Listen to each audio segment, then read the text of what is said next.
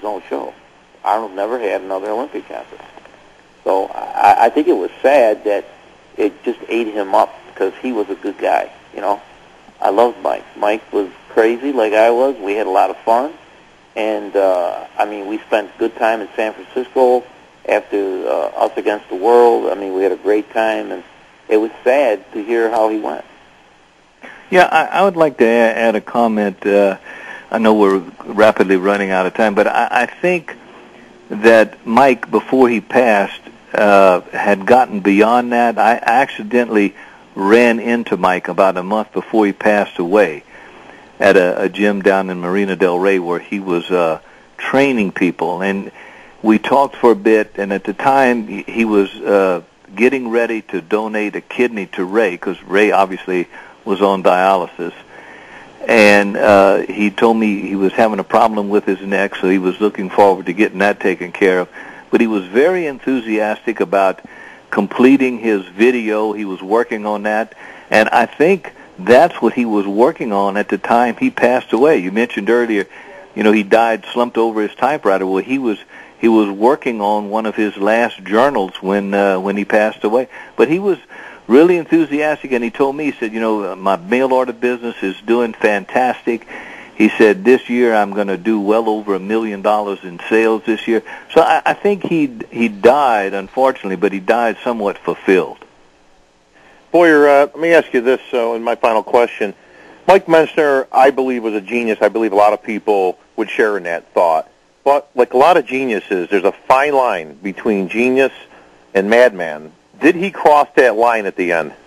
Well, I don't think so. I mean, people always commented about Arthur Jones as a thin line between genius and insanity, and unfortunately Arthur jumped back and forth across that line daily. But I think that Mike, I wasn't around Mike when you mentioned his darker period. For some reason, he and I had lost track of one another for a couple of years. But I think he had, you know, in spite of all that, he had gotten it all back together before he passed away. Well, I'm going to take this last one on, and I'm going to send it over to Danny. As Boyer mentioned, we are quickly running out of time. I want to talk for a moment, though, about that relationship between Mike and his brother Ray. Mike got most of the attention, of course, but Ray was a pretty darn good bodybuilder as well. Ray Mentzer won himself a Mr. USA title in '78. He won himself a Mr. America title in '79. As a pro, he never managed to get to an Olympia, but his resume is certainly impressive. Danny, before we get out of here, I got to ask you, tell us a little bit about that relationship between Mike and Ray Mentzer. Well, see, Mike and Ray Mentzer had a love-hate relationship. It was because Mike would always say to me, I think he's got better genetics than I do. And Ray would say, "Oh, you're just saying that to be nice to me." So it was kind of funny, but it was a love-hate relationship. We would I remember we competed in a show, or he competed, and Mike and I were judged, and he said, "I hope you guys didn't vote for me just because I'm Mike's brother." And I said, "No, we voted for you because you deserve to win. That's not the way we do stuff." So that was a really funny situation.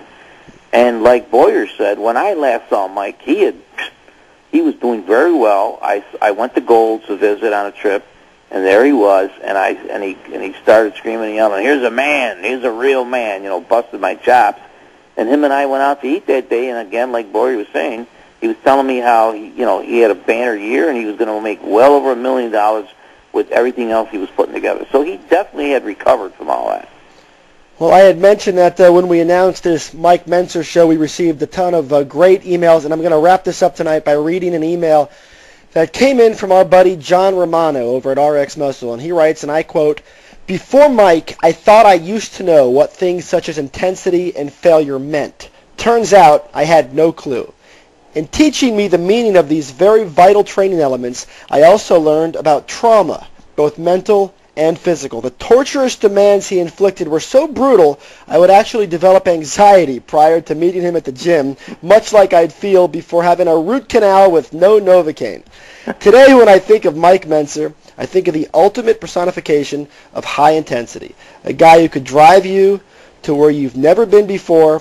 It was a place you really didn't want to go, but you knew you had to. And when you came back, there was no denying you were bigger and stronger. And guys, I think that's a perfect place for us to leave off. I want to personally thank two of the all-time greats, Boyer Coe and Danny Padilla, for helping us remember their good friend, Mike Mentzer. Guys, it was a treat for all of our listeners. We appreciate it very much. Thanks. Thank you for having us. Thank you for having us. And thank you. With that, we've reached the end of the 191st edition of Bodybuilding Talk Radio. For those of you that want to learn even more about the legendary Mike Mentzer, including some of his great books, be sure to check out MikeMentzer.com. Joanne Sharkey, she's done a terrific job of keeping Mike's memory alive. So once again, check it out at MikeMentzer.com. I want to thank Flex senior writer Sean Perrine for helping us out tonight. And, of course, a special thanks to Hall of Famers Boyer Coe and Danny Padilla for helping us pay tribute to their friend, Mike Mentzer, one of the all-time greats. For Bob Cicherillo, I'm Dan Solomon, and we are out.